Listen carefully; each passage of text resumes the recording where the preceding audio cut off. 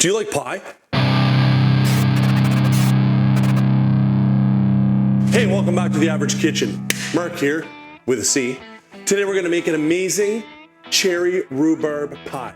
Now, I'm not really the baker in the family. I'm not like a bake kind of guy, but I can bake. And if you're loving what we do, which we hope you do, make sure you hit the notification bell and subscribe and follow our channel so you don't miss anything. So yesterday I made a pie crust. If you can, you wanna give it a day wrapped in cellophane overnight to chill and sort of come together. So I did that yesterday. So I have my pie crust here. So I'm basically gonna cut it in half to start, and then I'm basically just gonna start working on it and start to press it out. Got some flour obviously on some silicone mats here. Got my rolling pin, and I'm just gonna start rolling it out.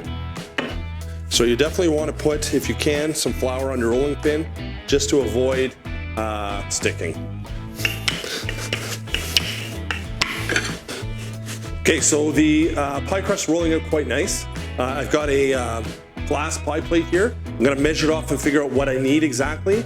And then I make it kind of fancy and do some lattice work with this pie. I think that's what I'm gonna do. You'll see here, got a pack of rhubarb that was in my freezer from my garden that we vacuum sealed. And then I've got a can of cherry pie filling. And I'm gonna slowly add sugar to that mixture to get that perfect balance of sweet and tart for this pie. All right, so I got my pie crust rolled out. Now's the part that can be an epic fail or not. Let's see what's gonna happen. Basically, I got my pie plate here, and I'm gonna try to lift this pie crust up. And it is sticking a bit, and basically lay it into our pie plate. So I want to form that in there like that. And you'll see there's a bunch of hangover, excess, whatever. That's totally fine. We're just going to trim that off with a knife, but you'll see it's looking pretty good here. So I'm just going to loosely trim some of this off here. All right. We'll put that aside. So now we're going to work on our pie filling. Okay, what I'm going to do is I've got 3 cups of rhubarb that was cut and froze, as I mentioned before. And I've got it in a pot on the stove here. And I'm gonna slowly start to break this down because rhubarb is quite fibrous and we wanna kind of break down that fiber. So we'll start to heat it up and you'll see eventually it's gonna kind of turn to a mush. We'll add in our cherry filling and start adding in some sugar and get it balanced perfectly. And then that's our pie filling. A few minutes later. So you can see how it's really starting to break down here now and become, kind of a mush, which is what you want. So I'm pretty good now, I think, to dump in my cherry pie filling. So I got the heat on low because obviously there's going to be sugar here and we don't want this to burn. Okay, so I just put in 6 tablespoons of sugar and I know that because I've made this pie before, that it usually takes anywhere between 6 and 8 tablespoons.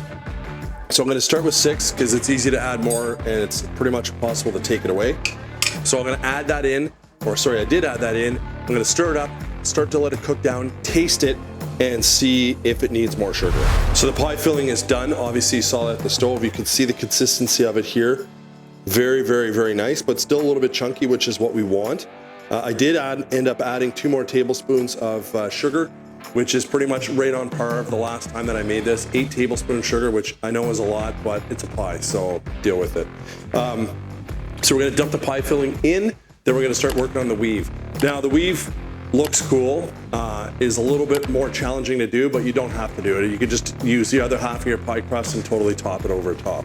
So we're just gonna dump that in here.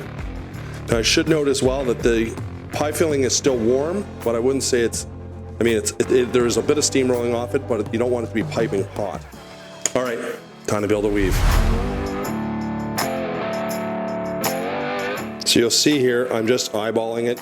The total guess on your spacing, but in this case here, we had 4 strips across this way.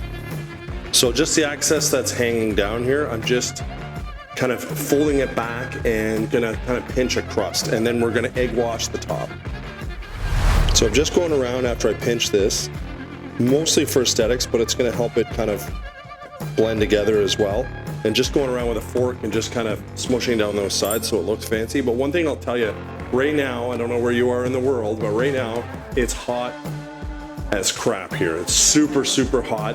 So the hotter, even though we have air conditioning, the hotter your pie crust gets, or the warmer your pie crust gets, the harder it is to work with it. So I'm not going to say it's a race to hurry up and get it done, but it kind of is, because it just becomes more pliable and it just tougher to work with. This may not end up being the prettiest pie that I've ever made, but I think it's going to look pretty good.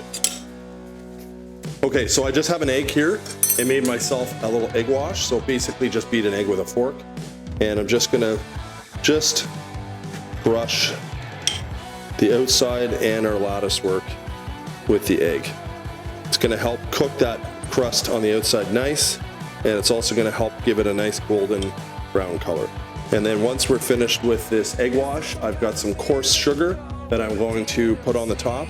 Again, mostly just for aesthetics and so it looks nice.